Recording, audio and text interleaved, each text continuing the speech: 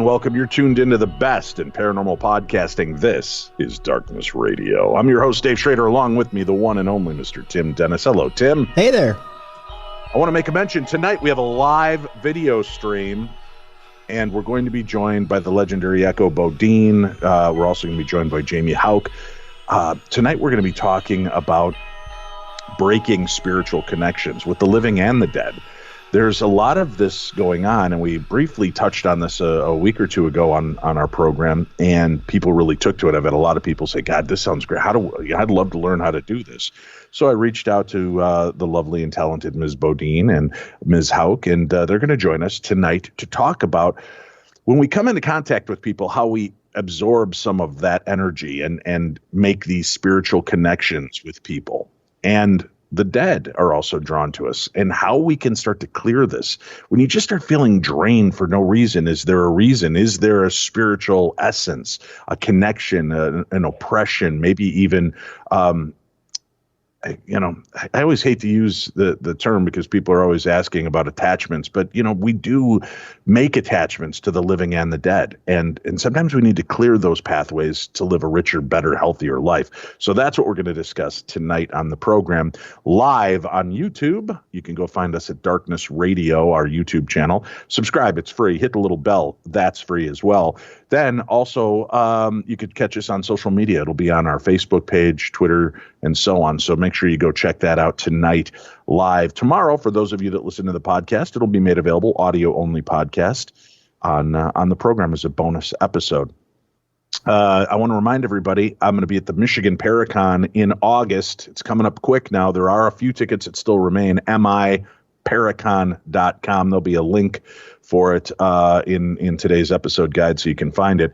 But this is the biggest and probably one of the boldest paranormal conferences every year, and they have a chock-a-block full roster of amazing speakers from just about every paranormal show that you can possibly think about. So make sure that you go check that out, miparacon.com. You'll find information and tickets there. You can also just go to darknessevents.com, click on the tab, and you'll see all the locations that I'll be visiting, all of the different states and talks that I'll be doing. And Cindy Kazel and Shane Pittman will be joining me along the way on some of these. So make sure you go check that out. Tim, today's guest is interesting. He has a new book that's coming out. It'll be coming out in about mid-August. But I got an email from him, just kind of reading this cursory glance at his story. It tackles a lot of things we've talked about on the show. And there were a few lines in this write-up that really drew my tension in this, and I can see how people would hear a story like this and be dismissive of it, leaving people that are afflicted with dealing with these type of issues feeling isolated, alone, depressive, maybe even having their own suicidal thoughts because they feel like they're an island unto themselves. It's heartbreaking in the story that this gentleman had to live through to begin with, but then to know that trying to deal with it, trying to find help has been even more heartbreaking for him. So this is something that I felt very strongly about talking about on the show, and I think it'll tie in nicely with tonight's show as well. Our guest has written a book called Devil Take the Hindmost. It is not available yet. It'll be out mid-August. If you go to Amazon, there is another book, but it's about financial issues. That's not it. So don't buy that book. When the book officially releases, we'll put out a link for that as well. You can also check darknessradio.com. Click on the shop tab. You'll see our Amazon link. You go into our Amazon store. We put up all the books that we cover on the show in our Amazon store so that you can find them all conveniently there. We have our true crime books, our paranormal books, and gifts and other items all categorized. So when this book becomes available and our guest tells me it's officially out, I will add it to our Amazon list so that way people can find it more easily. Devil Take the Hindmost. And now, Tim, I know I'm going to butcher the name, even though I've talked with him about this before we came on. Yep. I could go with the cheap Americanized version of it and probably get away with it, but I'm going to do my best to be respectful. Today, we're going to talk about a possession and an oppression case. Our guest and survivor, Michael Gagliardi. Was that pretty good, Michael? Did I get close to the Italian pronunciation? Not bad for an American. I'll take it. I'll take it. Not Well, bad. Michael, the letter you sent me is heartbreaking in so many ways. Talking about what you've lived through, I can't even imagine A, going through what you had to, and then B, to have to deal with the aftermath of this for so long alone. Yeah. So this is 40 years or more in the making. Take us back to the beginning of your story, if you would, and give us some insights into what happened and how this happened. Well, when I was very young, we lived in Toronto, and feel free to ask questions as we go along, because it's difficult for me. I understand. A lot of post-traumatic stress, and it gets me shaking when I talk about it. But my mother, at a very early age, and my sister remembers this, and she's 7 years older than I am, but it started with little things around the house, as you know, most possessions start with banging, knocking, things of that nature. My mother in the early days, and I'm going to say 1972, 73, when I was, 3 and 4 years old, started to act weird, started to neglect me. And the first interesting thing that happened that I remember as far back as I can remember, and this is in the book, is that, being Italian, we always had pasta fasulè, which is like star soup for kids kind of deal. And my mother would always, pour a bowl of it and then call me to the table. This one time, and I remember I was about 3.5, she called me to the table, but it wasn't there. And she poured soup all down my left shoulder. And it was scalding hot and burning. And I screamed. God. And I remember her taking me in a taxi to the doctor, never saying a word, never comforting me, never saying it was all right, just trance-like. And, I remember this because this was such a poignant day. And she never held me, never touched me, never did anything. We went to the doctors. I guess I was bandaged up. But all I remember, I don't remember, the after effects of that. But I do remember the lack of love and lack of attention. So that was the earliest thing that I can remember. And then we moved into a house in Toronto. And then from there, things like this began. She would complain about hearing voices. She would, and this is all stuff that I would overhear at 4 years old, and she would, say there's little people running around the house and make references to seeing things and hearing voices. And then by that time I was 5 years old, and then we moved 100 miles away. We had a drastic change in our life, and I don't know what happened, but my parents, my father, decided to move us 100 miles away, and he still worked in that area, so he had to drive 100 miles and stay down there for 5 days. Well, now, let me ask you, Michael, your mom is experiencing this. Is anybody else in the family experiencing strange supernatural occurrences? Well, that's a great question, because I have since tried to track down many family members, several that have hung themselves, and tried to find out where the entry point was, because I've done a tremendous amount of research over the last, 30 years. And I remember them talking about in the early years before we moved. This is when I was before 5 years old, around 5 years old, and we moved from the city to a rural area. I remember that her and her sister talking about seances and stuff like this. And I casually remember talk of that nature. And what brings me back to that point, to thinking that was the entry point, is that my mother loved my father her father very much. She adored him, and he died in a tragic accident, being drunk, inebriated, and then stumbled onto a railroad track and got his legs cut off by a train. In Toronto, back in those days, you would have a backyard and have no fences, and the railroad track would go right through the backyard. So, they had easy access. So that was my understanding of what may have been the beginning of this, that she may have contacted, through a seance or something like that, my grandfather or her father, because she loved him and missed him. And the pieces I put together, because I was too young, but later on in life, I put the pieces together, when my family members would say that, my grandmother, my mother's mother, went off the rails at that time and went out, partying and doing all this kind of stuff. And my mother was left to tend to her other two siblings. So there's now, that. Michael, but, let me ask you, and I know because I've read the letter that you sent me, and I certainly don't want to be to trigger anything for you, but I know our listeners following along immediately have seen some red flags pop up, especially if there's been suicides and alcoholism and things in your family. Was there any state of,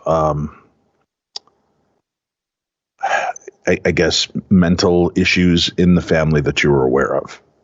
Well, a lot of people think, demonic possession and, mental illness are either the same or slightly different. But when you hear the rest of my story, that will change your opinion, because she began to have these experiences and she began to deteriorate.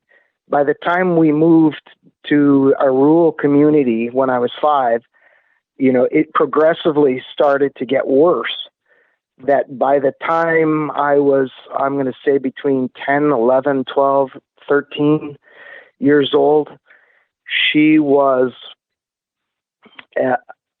spending all of her days sitting in a chair, having conversations with herself, completely entranced. You could clap your hands in front of her and she wouldn't pay any attention to you. And she would growl and her voices would change as she would talk between, it was like she was having a conversation with several different people. And she wasn't even aware you were even there. And it progressively got worse by the time I was 15, 16, where she was now mutilating herself. I mean, spending 9 to 12 hours sitting in a chair, hitting herself with a log and a boot all day long, and dropping her leg, lifting her leg up and dropping her leg down, and having conversations and screaming and whistling, whistling songs. And this kind of stuff went on day after day after day after day for years. How did your father deal with this, aside from moving you 100 plus miles away? My father was disengaged. Okay. My father's he was a refugee in Italy. So he came to this country with nothing. He was traumatized in his own right, being in the war, only having a 4th grade education. He was never home. See, this was the thing.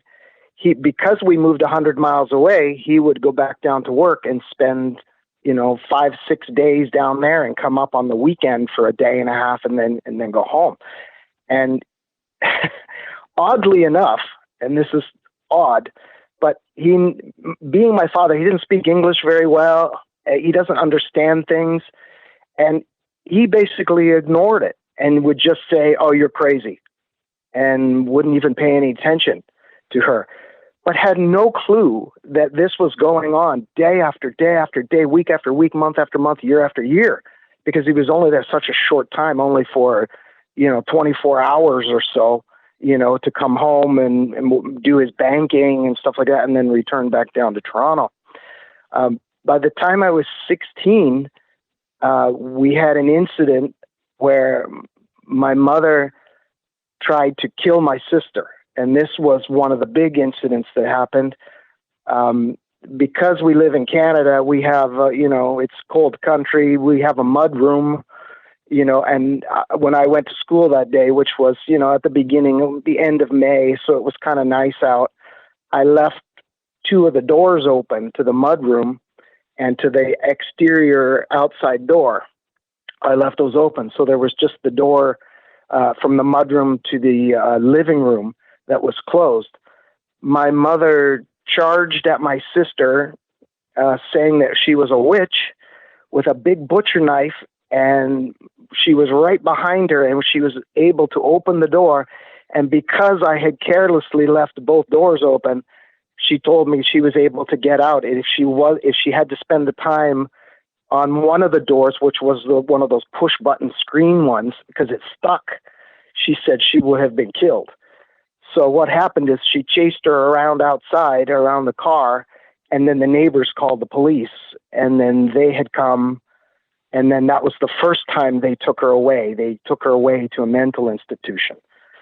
And that was the beginning of things even getting way worse. So she went to this mental institution for 3 months. Let me ask you this.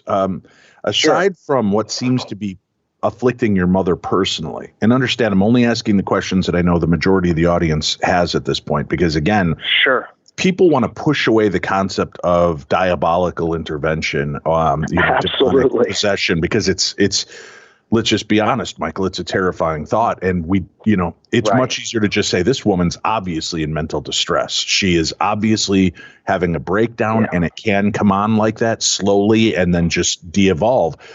But with this, is there any other supernatural activity amping up? Are things moving? Are you hearing other things when mom is sitting still? You're hearing footsteps or seeing things. Does anything else amount to supernatural activity at this point around her? Yes, this is when things began to get really bad. And her conversations during the day, I mean, they were evil conversations. And she's whacking herself with this log and with a boot constantly, all day long. There was a stench about her that was just incredible. And then at nighttime, and this is where I have my problems today, I still have blackouts today where I pass out when I become stressed because of nighttime. At nighttime, this is when the screaming began. This is where she would try to enter into my room, which, by the way, I would sleep with the dresser, this big dresser armoire against the door, and with a hockey stick, and I slept in the same fetal position for 10 years, leaving holes in the mattress from being in the same place. Now, what would happen at nighttime was the screaming during the night, and banging going on in her room as if a brawl is happening. And it was so disturbing.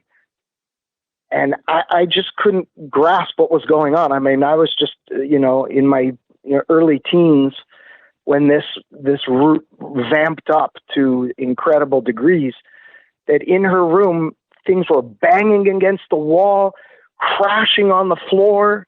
And I never went and opened her door because I was terrified. We were all terrified. My sister, who was living at home at the time, had a lock on her door because she would try to enter our rooms at nighttime, and, screaming and maniacally laughing and hitting herself while walking up and down the hall, trying to, wiggle the doorknob, trying to get in, and then that would last for maybe a couple hours. And then the banging would start in her room. And it sounded like three people in there fighting and throwing each other against the floor. And she'd be screaming. And I remember one time when my dad was home, he was like, "What the hell?" And I followed him, and he ran in there. And my mom was lying on the bed saying that Satan was jumping on her chest. And he completely discounted it. I was shaking like mad. And we went back out in the hallway, and it continued. And we just ignored it. it became such a thing that happened every day and every night. And my father was only home on Saturdays. And by that time, he had a girlfriend at that time. So he wasn't even staying home on Saturday nights, which was his only night home. So there were just, me and my sister, and she locked herself away in her room with a padlock on her door from the inside of the door. And this is how we lived. She tried to burn the house down maybe 10 times. The fire department would come. I mean, this isn't even the half of it. I mean, if you read in my book, this kind of stuff went on every day. She would tell me things that I did that week or that day, and that she had no idea, because she barely ever left the house. If she ever left the house, all she did was go on our street and knock on doors and tell them she was going to cut their heads off. And Good no God. one called the police. Why? Yeah, she would bang on their doors. They'd answer the door, and she'd say, in this voice, and tell them, "I'm going to cut your head off." And she did this to all the neighbors. She terrorized the neighbors. And when the police would come, she'd be completely normal. And she'd, and just talk. I never heard the conversations between the police because they sequestered us off in different rooms. Usually they took me into my room or took me outside. But this happened many, many times. The police came to our house many, many times. And no one was ever, even when she tried to kill my sister, after 3 months, she signed herself in when they got there, and she signed herself out in 3 months and came back home. And she attempted murder, and they still allowed her to come home with minors in the house, which was mind blowing. And from that point on, it even got worse. It got so terribly bad. But now, again, just to kind of to reel it back in for a second, again, this is all centered around her. But would other things happen? Now, it's curious that you mention she would have a knowing. She wouldn't be with you, and while you were out doing something, she knew what you were doing. That's telling. Yes. I'm trying to massage in the aspects of the supernatural, because still, being alone in a room, hearing banging, screaming, just sounds like a raging lunatic. But was there supernatural activity that she could sense things she shouldn't know? That becomes more powerful, and you start to see that. Yes. And in demonic cases, listeners, these demons do seem to have a handle on things that, being able to see you, know your deepest, darkest secrets. Now it can be easily said again in this case. And I want to preface this, so give me a second, Michael, because I know it'll sound almost combative to you, but I'll flesh the whole thing out. It sounds like we're dealing with a woman in complete mental distress, not afflicted in any way with the supernatural, and somebody that was almost sociopathic in the way that she could be out threatening, screaming, yelling, and then be in a calm demeanor. But you have to ask yourselves, what does possession look like? Even with priests, they'll show up to the house. This is true. Priests will come there with the idea to evacuate these demons, to release them, to help the afflicted. The person will seem normal. John Zaffis, Adam Bly, Father Andrew Calder, some of the people that we've spoken to over the years on the show will tell you the afflicted sometimes become the nicest when they're there, because, again, they're trying to throw the scent off of what is actually taking place in the normal world. So they do these things. To us, it sounds crazy, but if somebody is possessed, it would look crazy. The activity, all of this that you're explaining, that's why it would be so hard dealing with this affliction as a child, a survivor of watching your parent go down this mental route. Now, there's no saying clearly she was having a mental breakdown. Does one complement the other? Was her descent escalated by this demonic realm, or was her descent into madness the opening that this demon needed to get in and mess with her so that it could have control over her and try to hurt those around her? That's where we still are completely unsure of how this looks on the overall. So there's more. Right. And looking at these different aspects, you start to see the key words of this woman knowing things she shouldn't know. Now, well, she's a mom. Moms know things. Well, that's true. But if you're a mile or two away doing something, by yourself, and she has this insight, there's going to be these key elements that are going to trigger you to know that this is more than just a mad woman. This is a mad woman being afflicted by something as well. So I just wanted to take a moment to mention that. Now, you say this continues on. Were you or your sister seeing dark images, shadowy figures? Would you hear knocks and things coming from rooms where mom was not located, as though there was supernatural activity amping up? Yes, but it was hard to tell because, the way we lived this every day was to just stuff it and not ignore it. It became so frightening and terrifying that there was no way to deal with this. I mean, I look back on it now, as an adult, and I see the demonic presence all over it because, she predicted Kennedy's death. She predicted a whole bunch of things. She would tell me what I do, what I did that day, or where was I, or, very dark things that, I was doing, and she was able to tell me them. And there were times when she was lucid for a moment, and she would tell me, she would like pleading with me, and I'm only like 12 or 13 years old. And I could see that she realized that, but she would plead with me in a way saying, they come in through the back of my neck. They run up my spine in the back of my neck. And she would say this on many occasions, and when that would happen, she would be absolutely gone. I mean, I could clap my hands, and I did that. I'd yell in her face, and she wouldn't even acknowledge that I was there. She wouldn't even blink. She would continue going on like these conversations, talking, and she'd use different voices and different languages. She'd go back and forth with herself. Like, I'll give you an example. She'd be like, and then another person, and a split second later, she'd be laughing her head off, and then she'd go into a different voice. And what it seemed like I was only 13, so I didn't know, what languages but I could hear different languages. It wasn't English, and this was terrifying, but it became so every day. And then while she was doing this, she would be hitting herself and mutilating herself. I mean, by the time I was 16, I would leave the home and be gone for 7 days at a time. Park my bike in the where I parked my bike, come into the house. Before I'd enter the house, I could hear the thumping. And this is like, I haven't even been home, and I could hear the thumping.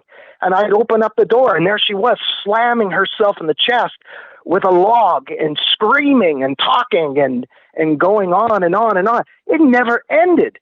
It is as if she never slept at all. Nighttime, I never heard her sleeping. I never heard her snoring. Daytime, she did these ritualistic things of hitting herself and talking, and which never ended, and whistling at the top of her lungs, clear as anything, and singing songs, and I had read about this later on in my 40s about the Ronald Doe case, where, he would whistle and sing songs and hymns and stuff like that. That's exactly what she did. And I had no clue what was going on. And it's good that I had no clue. Stop you really quickly. For listeners, the Roland Doe case is the case that the movie The Exorcism was based on. That was the young boy on I believe it started on the East Coast, moved to Missouri, and this is where The Exorcism actually took place. So I just wanted to catch up our listeners on who Roland Doe was. Well, to get back to the spirit, the phenomena part of it. Right. You see, none of us ever confronted her. We never confronted her. We'd say, shut up or whatever, but it had no effect. It had no effect. She had become so obese, eating everything in the house, everything. I mean, rampaging through the house, eating everything so incredibly unhuman-like that my father had to put a big chain and lock on the freezer downstairs. One time when I came home because we had a downstairs entrance from the outside, and we have an in entrance from the house. I came downstairs, and she was hacksawing the lock off the freezer. And I said, "Hey!" She turned around, looked at me, snarled at me like an animal, and ran upstairs. I followed her upstairs, and she slammed the door of her room, and she was holding the door closed, and I was trying to get in, and I could hear her snarling, and I don't know what drew me to push the issue, because I was shaking and terrified, but I felt at that point, I'm going to die anyway, so I've either got to fight this or something. Anyway, for 10 minutes, I was pounding on the door, trying to get the door open. All she was doing was snarling from the other side like an animal. Within 10 minutes, I felt the pressure of her back away from the door, and it was silent. Soon as I opened the door, and she came lunging at me. She was 2 feet away from me. She opened the door, and I saw her face. Her eyes were black, no pupils, no nothing. And the left side of her forehead was all bubbled out. It was all distorted. Her face was distorted. And she lunged at me, and when I saw her face, I freaked out. I ran outside. I was shaking so incredibly bad, I was stuttering. And I didn't know what to do. And she didn't follow me outside. So I waited for 15 minutes, 20 minutes to calm myself down. I went back in the house. Our phone was right inside the door of the entrance in the living room from the mudroom.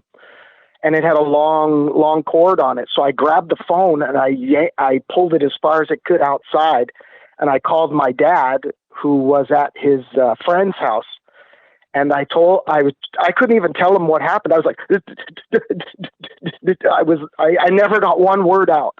I was stuttering so bad.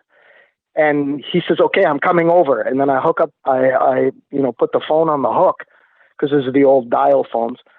And within 10 minutes, my dad showed up, and he started to walk in the house, and I followed him. The second he came into the house, my mom, being 300 pounds, she was at 300 pounds, 5 feet. She was 5 feet tall, and maybe 280 to 300 pounds. She lunged at him, grabbed him, threw him to the floor with incredible strength. I mean, my dad was 5'8", 5'7", or 5'8". She threw him to the floor, got on top of him, and started beating him. And my dad was completely in shock. He was completely in shock. I tried to pull my mother off, and as quick as it started, she got up, she stood up, and went back in her room and closed the door. My dad was left there. I was thinking he was going to cry. I never seen a man so shaken up in my entire life, because she threw him to the floor like a doll and beat him. And he got up and he was shaking, and we both went outside, and he couldn't talk to me because he was shaking so bad. So we stayed outside for about an hour, half an hour to an hour. And then my father called the police, and I don't know exactly who he called, but I remember the police came, and the mental institution people came, and they came in the house, and they took her away in a straitjacket, and she was as calm as anything. Good God, I cannot even imagine what it would be like as a child. First of all, your mother, that's your savior. That's the person that protects you, watches over you, and is your, rock. To see somebody de-evolve like this, and to see them breaking, just even if it was simply a mental breakdown, would be enough to create havoc in somebody's world. But then to know that there is a supernatural element to it is is even more. That's what terrifying. I saw that day. When I saw her face all contorted, it terrified me and traumatized me so bad that when I walked outside, I couldn't function. My knees collapsed. I fell down on the ground on the concrete, and I was shaking so bad. I was trying to utter words, and I was like, I have never experienced such trauma in my life before like that. And I couldn't even say a word. And when I called my dad, it took me about 20 tries to do the phone number because it was the old rotary dial phones. Right. And I kept getting it wrong. And I kept doing the numbers wrong and putting my finger in the wrong space because I couldn't keep my hand still, to rotate the dial. So it took me, I think, maybe 15, 20 minutes to actually get the right number. And then when my dad answered, I couldn't even say one word. I was just, completely stuttering, and I couldn't say one word. And, believe it or not, when they took her away that day, she signed herself in again and signed herself out 3 months later, because I guess back then that was the period that you could, that they were allowed to hold you because an incident had happened, but the funny thing is the police, I was a minor. Police, nobody did nothing. She came home twice, and it got worse and worse and worse, Now, were you able to get any information regarding her stints in mental institutions? What was going on with her then? Was she still exhibiting these strange behaviors, anything that you could get, or because of patient confidentiality, did they not open up about that? Well, I had called them 3 weeks ago, and they had told me, usually cases from that era, are terminated, and you don't think. But the lady said to me, "Oh, I see it right here," and she says, "That's odd. We still have the documents in the archive." And she said, "But it'll take me a day because it's off campus." And she never returned my phone call, and I still can't get a hold of her. So the documents were off campus. She said from those years, they would have been burned. If they're 20 years old or whatever, they would have been thrown out and terminated. But she said, "That's odd. It says that they're here in the archives." And she never got back to me. So there were the reports. I never got to see them. I was just a kid. My dad didn't care at the time, and we're talking a small town. It's a town of 4,000 in rural northern Ontario. So, your police department, everybody knows everybody. And it was a very hush. I felt like they covered it up because the police and the fire department were always at my house. They were always at my house because something was on fire. My mom would burn everything. She would put everything in the fire until the chimney caught on fire, and the attic was heating up so bad that the sparks were flying out of the chimney, and neighbors would call the police and call the fire department. So they were always out there.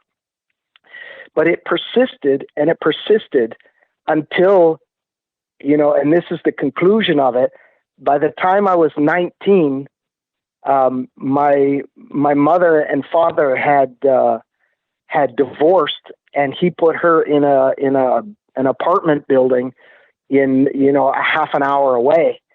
And when I went to see her, and she was doing the same thing, so I said, I had enough of this. I can't deal with this. And I walked away, and I had made plans that year to move to California.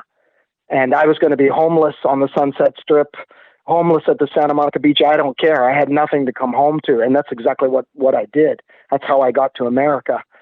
But Well, let's do this. What We're going to take a quick break, and then we'll find out the rest of the story and where it leads us to today. Again, the information for the book will be out in a few weeks. We will update it. You can find it at darknessradio.com under our shop tab. Go to our Amazon shop link, and when the book is available in 2 weeks, we will have it there. The book called Devil Take the Hindmost. We will be back. Stay tuned. You're listening to the best in paranormal podcasting. This is Darkness Radio.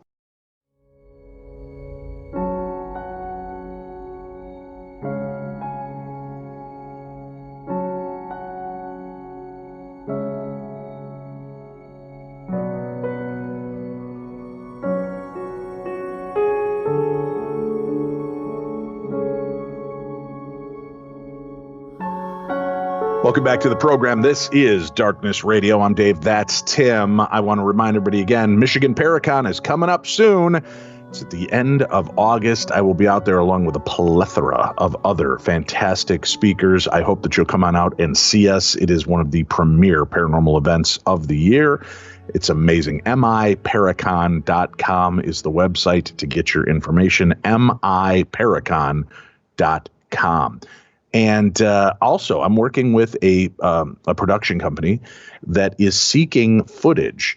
If you have any filmed footage of strange encounters, they're specifically looking for, well, they want anything supernatural. But if you have anything that you believe to be a shadow man, a cryptid creature, something bizarre and unusual like the night walkers, anything like that, even angelic in nature. If you have any of that footage, please contact me. Send me the footage along with a paragraph about where you captured it, when you captured it, your name, full name, your phone number, and the best email address. I will forward it on to the production company. I have no final say in what pieces are selected or used, but I am the conduit between you and the production company. If you're interested in that, send it to me, and it may be featured on an upcoming episode, and you may be featured in an upcoming episode of a major TV program.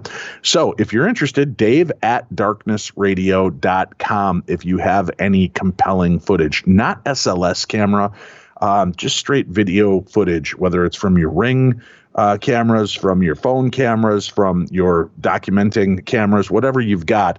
If you have some strange footage or know anybody that does and you can connect us, that would be fantastic. Send it to dave@darknessradio.com. Tonight, we've got our live video stream. Make sure you check out our Darkness Radio YouTube page. Subscribe to it. Click the bell so you never miss any of the new content. And you can also watch it on our social media. It'll be live tonight with Echo Bodine and Jamie Hauk as we deal with spiritual attachments and release. We'll also be talking about how to heal yourself from these type of things. That will be made available tomorrow as an audio-only podcast right here on Darkness Radio. I also want to mention, remember, folks, there is a premium version of this show where you can get all of Darkness Radio and our Darkhives, along with our True Crime Tuesday program in total, all of it commercial free.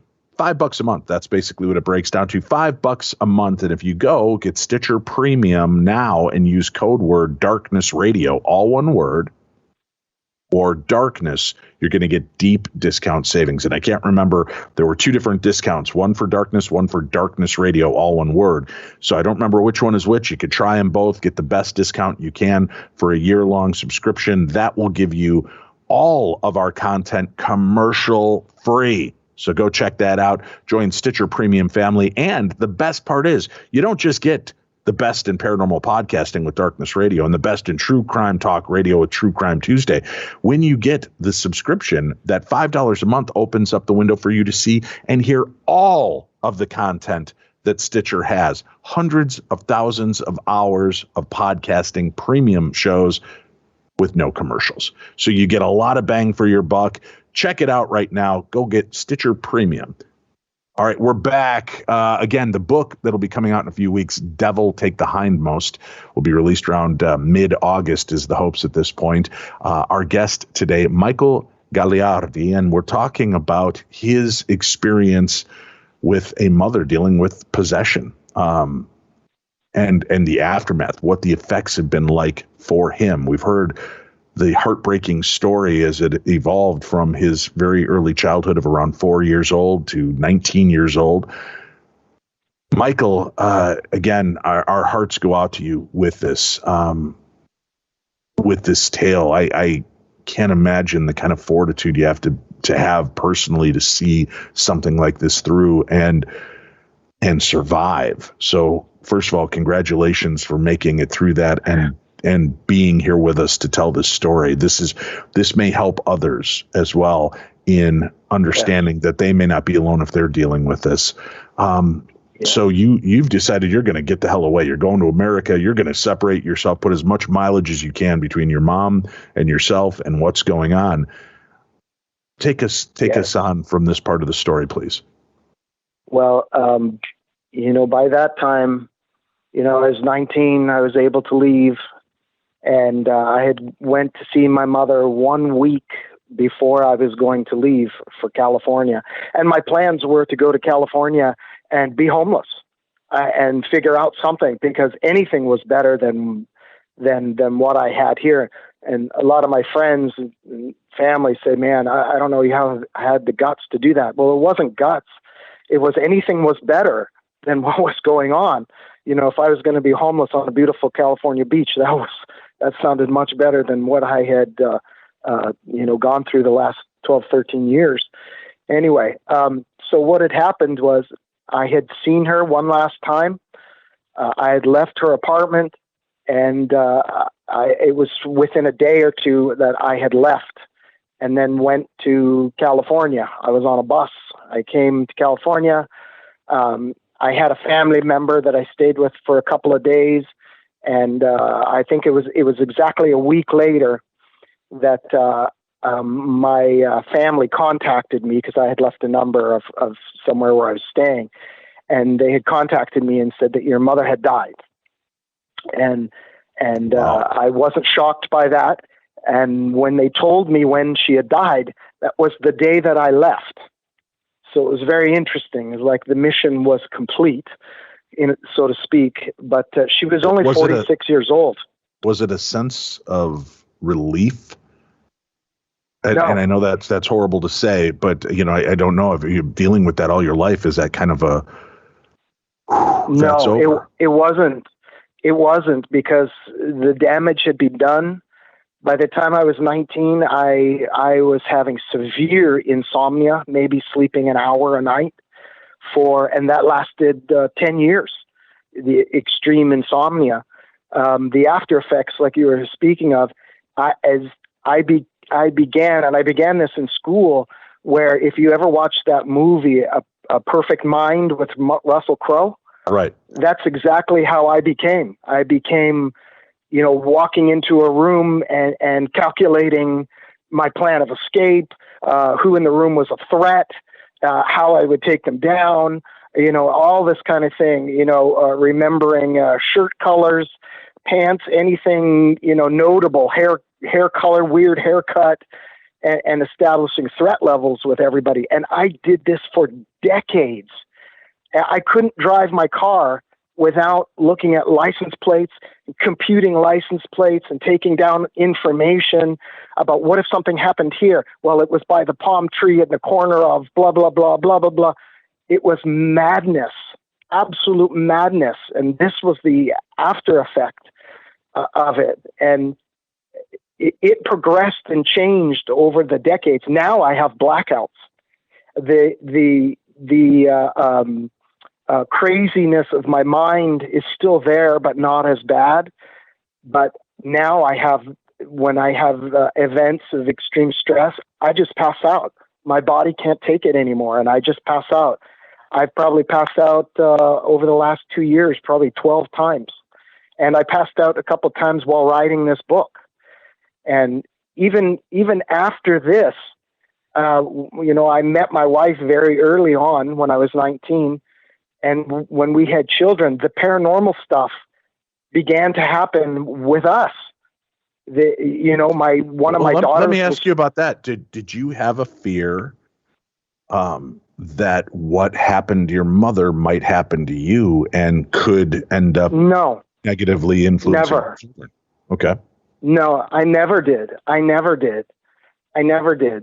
But what had happened, things began to happen when I was in my 20s. Actually, when I was 19, we had a big earthquake, or maybe I was 20. We had a big earthquake, the big earthquake in Los Angeles. And my wife saw a crouched demon sitting in the corner seconds before we had a major earthquake.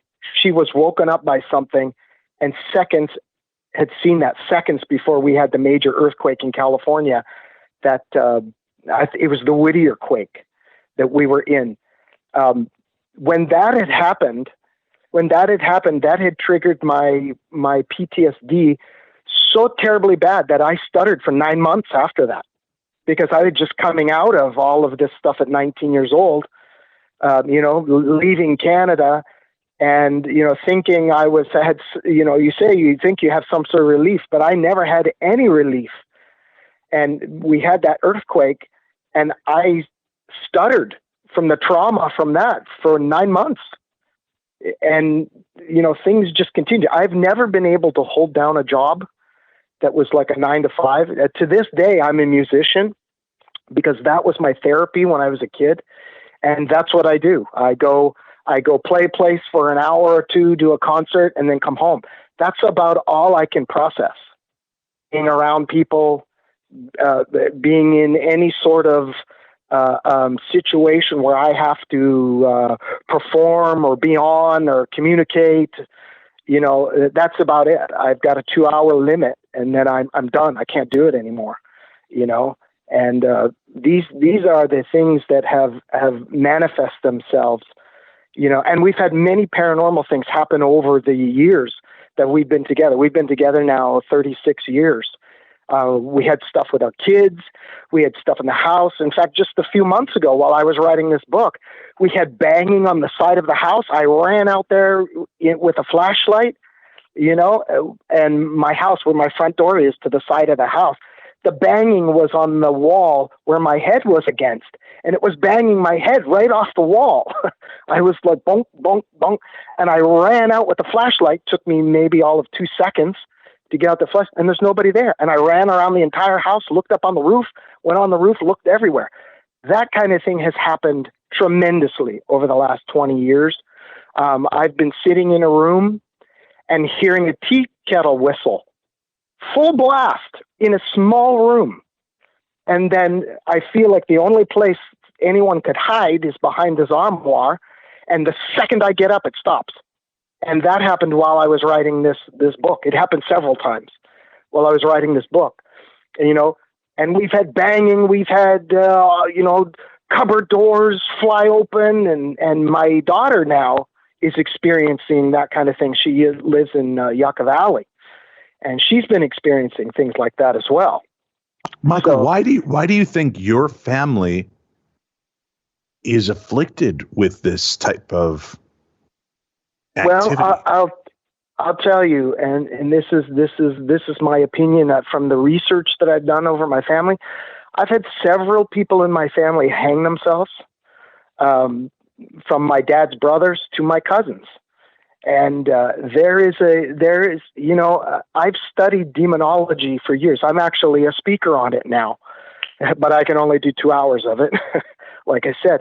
But after researching all this stuff, I know that demons, they've been around for a long time. They have the information and the knowledge of everyone's family. And they're assigned to families. They're assigned for the breakdowns of the families and to destroy people. And when people commit suicide, that is a demonic act. That is a demonic act. It is not, if you're killed by somebody, that's one thing. But to take your own life is such a low, disparageable act of self-loathing. And I got to that point in my 30s. I was actually admitted to Yorba Linda, where I couldn't deal with life anymore. I just couldn't shut it off, because nothing shuts off. There's no rest. There was no rest for me. And I ended up in Yorba Linda. And when I was in Yorba Linda, I stayed 3-4 nights in there. Paranormal stuff was happening around me while I was there. And the people there were like, what the hell, you know? And you know, this is what was going on even while I was trying to get help. And I've sought help from psychologists. I've had a number of psychologists just tell me, I can't deal with this. I can't help you, and send me on my way. Are they saying that because they're not prepared to deal with the supernatural, or are they saying it because they were being dismissive and think you're just crazy? And no, okay, no, they were overwhelmed by what I was telling them. They were completely overwhelmed. It was beyond their scope of ability to find reasoning, to cultivate some reasoning in this to help me. In fact, one psychologist told me, you need to go see a POW psychologist, because this is the worst stuff I've ever heard. And I never went to him because I thought, you know, there's a thing about this kind of thing. It's that, you know, it's with anything. You don't want to talk to somebody who doesn't understand your experiences, who hasn't gone through something. You know what I mean? It's like talking to a psychologist about things they have no knowledge of. That doesn't help you any.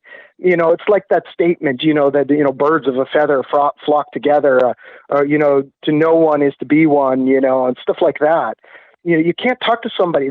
My situation, my story is so extreme that people just can't deal with it. The psychologist, I talked to psychologists at county who I was asking, could you just please refer me to somebody who could help me? Nobody could help me.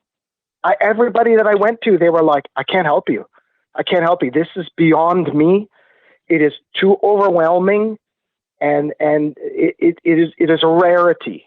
And that's why you were saying in the very beginning, that's why I feel completely so isolated and a freak and so by myself in this world, because I can't find other people that have had these experiences.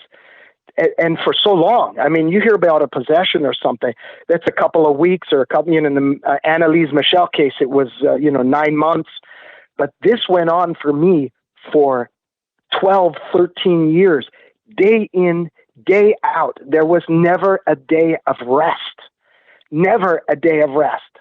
My mother was full scale by the time I was 12 or 13 into these yelling, screaming, talking in voices, other languages, yelling at herself, you know, talking to different people, switching languages and people.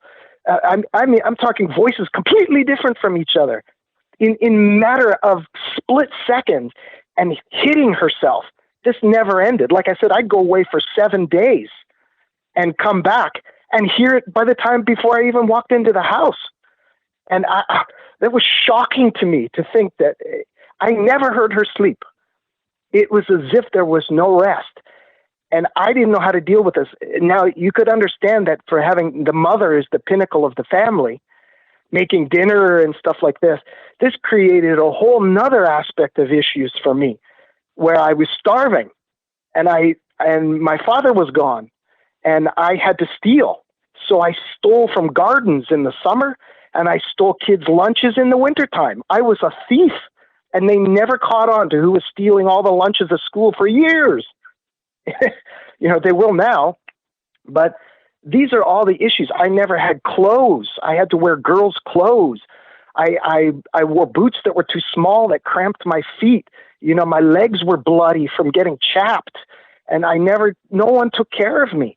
So this mental abuse continued day after day, and it was different because Canada, we have seasons. So every season, I know here comes the torture of winter. You know, all we had was a fireplace, you know, to heat the home. Well, it doesn't heat up the whole house if you're in your room with a big drawer pushed up against your bed. It doesn't heat your room, so you're freezing. It's minus 60 degrees out, and you're freezing, you know, and trying to sleep, and you got insomnia, and you're waiting for your mother to kill you, and this just never ended. Good God. Now, can you tell me, Michael, what part of the are you in Canada now, or are you still here in the United States? No, I'm actually in Palm Desert. I'm in Palm Desert. I've been here since that day I left. I've been here for 36 years. Because I would like, off air, I would like to connect you with a couple of people that I firmly believe will believe you and might be able to help get you some help to deal with this. Dr. Raymond Moody has been doing a lot of work in helping people with PTSD and helping them to release the spirits and release themselves from this. And I believe he can help. And if he is unavailable, we have some other resources that might be able to help you through this and deal with the attachments. So I'd like to help you connect with those people that, again, we trust, we love, and have been longtime fans and friends of our show that are very good at helping people in your situation. Yeah, I have yet to run into somebody with a case. So, I mean, my case is basically like the Roland Doe, like the Annalisa Michel, except for an extended period of time for 12, 13 years. I saw things that a child shouldn't see. I heard things, that a child shouldn't hear. And it completely broke me down as a human being. And I believe that was the issue. That's what demons are all about. They're all about destroying the institute, that God has provided from the very beginning, which is the man and the woman, a family and children, and that's what they do. They come into a family, they know everybody's ticks, and they go after you. They go after you, and they go after the vulnerable. And that's why I named it Devil Take the Hindmost, because my sister, once my mother tried to kill her, she left. A couple, 4 or 5 months later, she left. And then there was just me left in the house. And my sister, when I talked to her, she said she had great guilt leaving me there all alone. So it was just me and my mother there. And that's when things escalated to incomprehensible levels, the things that I heard and seen on a daily basis, that I was so freaked out now. Because I was older, I was able to process things better at 17, 16, 17, 18 years old, that I had to leave the house. Even if I slept outside in the park, I had to leave the house. I had to not be there, because it just got so bad. And it's like, how much can a human being take, when you're subject to this abuse 24 hours a day? It never stops. Even when you're not there, it's still going on, and that's what was the hardest part for me. And to this day, I still, like I said before, I can't hold a job. I can't do much of anything longer than 2 hours, and I'm mentally done. I'm mentally cooked. I have to go home and depress, So it's been an incredible journey. But the one thing that there's a couple of good things that did happen from it. I became in school. Maybe some of your listeners would think, well, how did you do in school? It probably was a wreck. No, I was an overachiever academic. I won everything there was to win.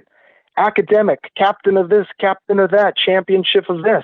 I've got award of excellences, honor student. I've got tons of it to show nobody. When I was a kid, I had no one to show them to. I don't know, maybe I was trying to in some way, impress somebody to pay attention or give me some love at that point, because I didn't even know what love was. But I was a complete overachiever all the way up to high school. By the time I hit grade 10, it was over. I dropped the ball and I said, I'm done. I can't do this life anymore. And my grades began to fail. And I didn't start showing up to school anymore. Mm-hmm. And the reason for that was I focused on guitar. I had found my escape. And my escape was music. And that's what I do to this day. I'm a national recording artist, flamenco, jazz, smooth jazz. And that's what I do. And it gives me therapy. And, when I go play, I go play for an hour or 2 hours. I do a concert somewhere and then I'm done and I come home. And I'm kind of like Neil Peart. I don't hang around and shake hands. And, when the show's over, like from Rush, Neil Peart would finish the show. He'd jump off his kit and get into the car and take off to the hotel. That's me. All the other guys stick around in the band, and I'm gone. I'm gone because I just can't deal with the process, of having to communicate with people. I couldn't even talk on the phone till I was, 24, maybe. My wife had to talk on the phone for me. I couldn't make a phone call. It was terrible. I was that secluded, that cut off from society, So it was very difficult. It's still very, very difficult for me today. When I lay my head down every night, last night was no exception. When I lay my head down, here come the shakes. And the shakes get so bad that I have to wait for this medication that I take to knock me out. And then when it wears off in the morning, the shakes wake me up.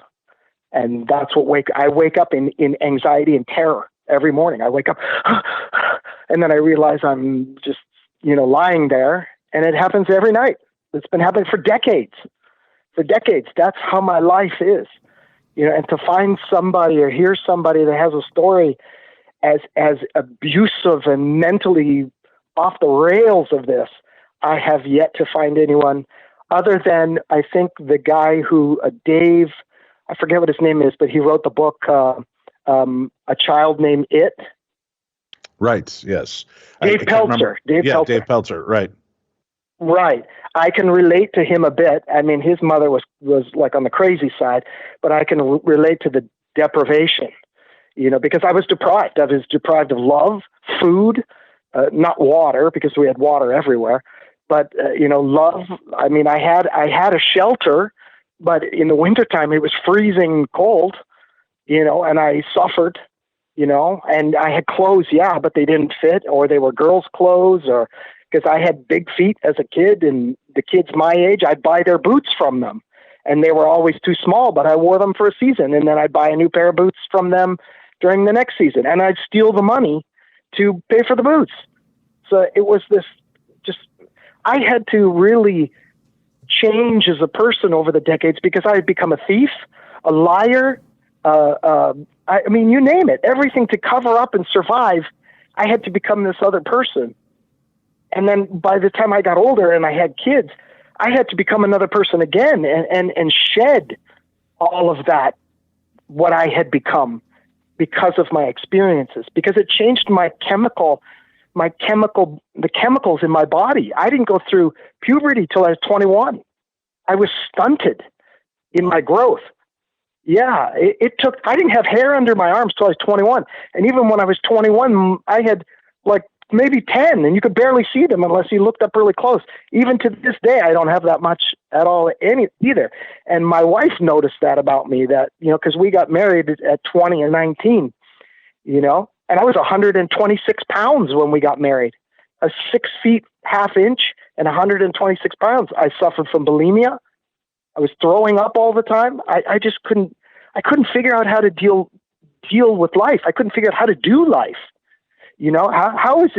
How do normal people do this? I mean, the simplest things of life, waking up in the morning, falling asleep at night, first of all, waking up in the morning, going to a job, staying at that job all day without having some sort of breakdown where I've got to get out of there, and I still have those symptoms today.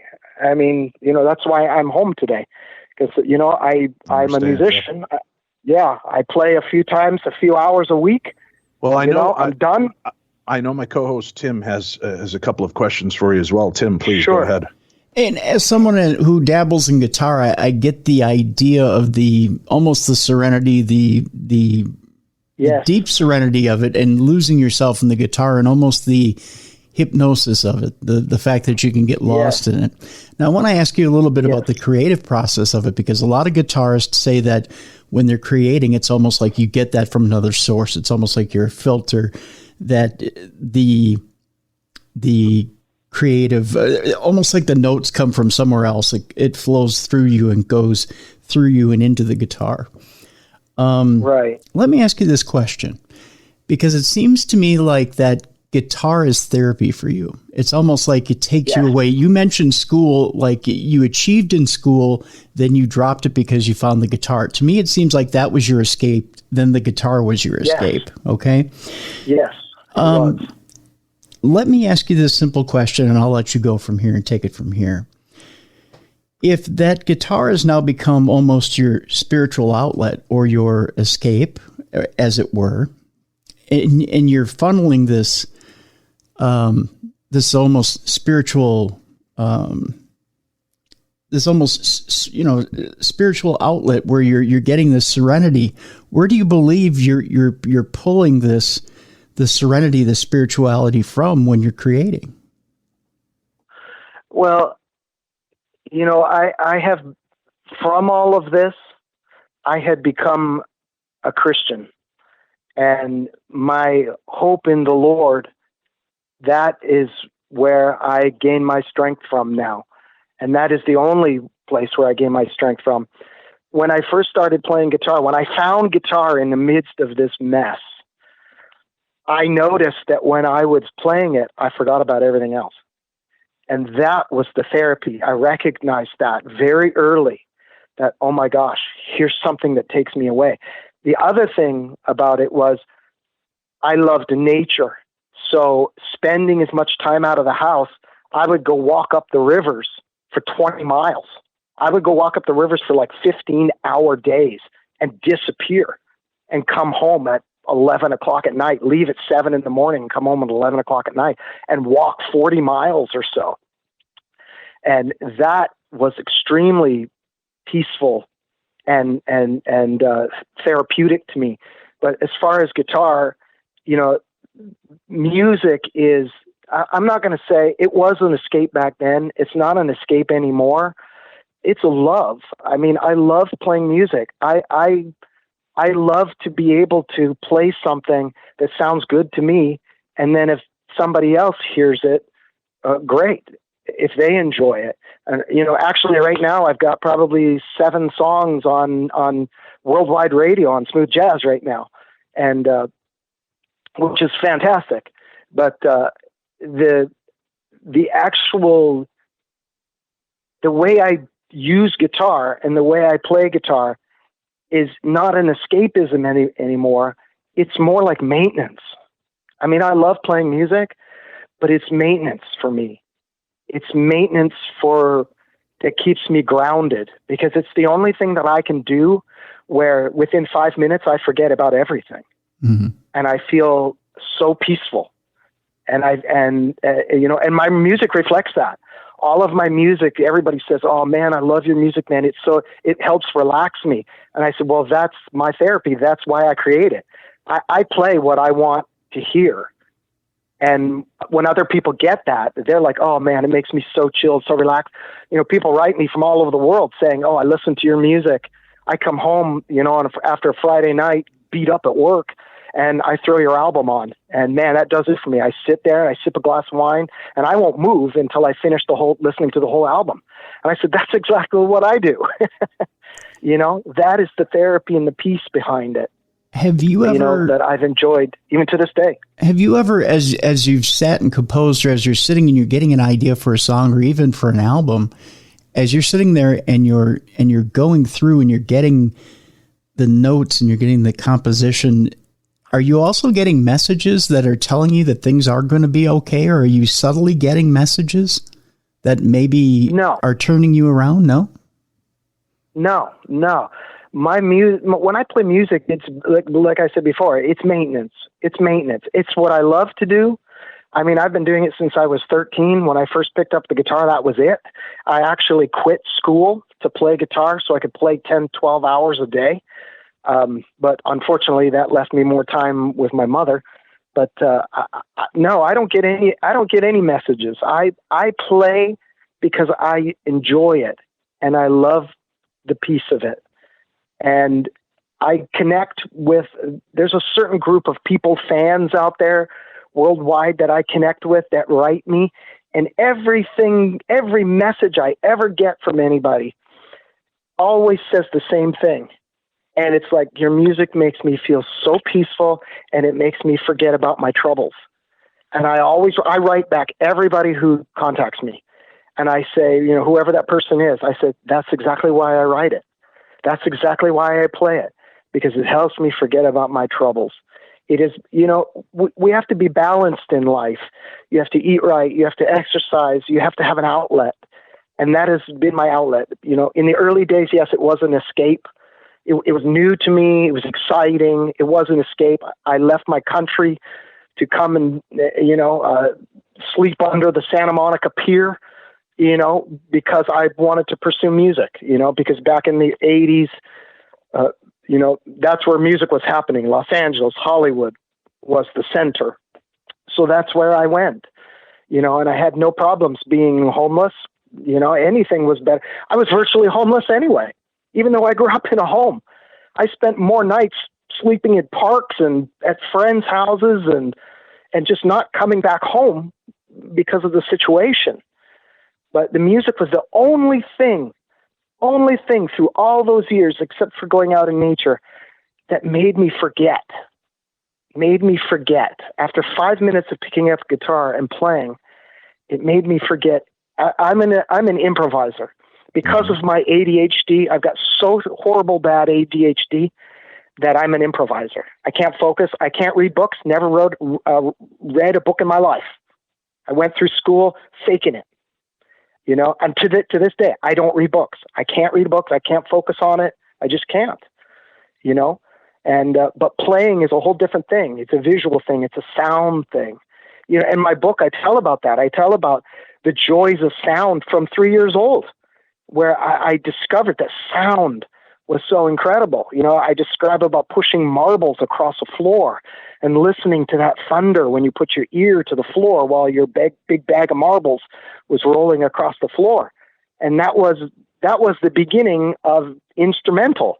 And I'm an instrumentalist. That's what I do. And it started at 3 years old. That's really where my inspiration came from. Very cool. So yeah, I'm glad to see that you do have some moments of respite, some moments to get to yourself, and that you're carving that out. Michael, thank you for sharing your story with us on this. And as I said off air, I'm going to make sure that we connect you with a few resources that I think might be able to help you and break this spiritual connection, because I think your story is powerful, obviously. And there are others out there that are listening that have dealt with this and are afflicted with dealing with this. And it whether it is madness of a family that's been passed on through a spiritual way, I believe that that's very possible too. Obviously there was a chink in the armor for your mother and other family members that allowed darkness to seep in that was above and beyond normal insanity. And that we make these connections, which is something we're going to talk about tonight on our live presentation, the connections we make with one another and how those need to be severed so that we can regain control of our own lives and find ways to ground ourselves. But I know some people that are proficient in this, and with your approval, I will make some introductions and see if we can help you get to the bottom and start your healing process. Sure. All right. Thank you. Michael, thank you for coming on and sharing, and please keep in touch with me as your story progresses. If there's more that occurs, if you do find help through any of the resources we're able to offer you or others, please let us know how you're progressing with that. Would you do that? Yes, thank you so much. Appreciate you guys having me on. It's been a pleasure. It's actually very therapeutic to talk about it. Well, we're here, and we're always happy and have an open door policy that if you need that, we're more than willing to be here for that. So please reach out to us in the future. Folks, if you're listening and you're dealing with this, obviously you're not alone. And there are opportunities to get help. And although mainstream science and therapies may not have worked for you, I believe that there are others that can. And I don't want you to give up. Michael has not given up. Although he has struggled and dealt with things, you see, he is also still living a life. And that should be a sign to you that there is hope. Yes. There is light. And I hope that all of you will find that as well. Michael, stay safe. Everybody out there, stay safe. Be kind. Be aware of your surroundings, aware of the things that are going on in your life, and seek help sooner rather than later instead of allowing it to entrench you and drag you down. try to get that help. And if you have trouble finding that help, please reach out to us and we'll do our best to connect you with somebody that might be able to bring that to you. For Tim Dennis, I'm Dave Schrader. You've been listening to the best in paranormal podcasting. This is Darkness Radio.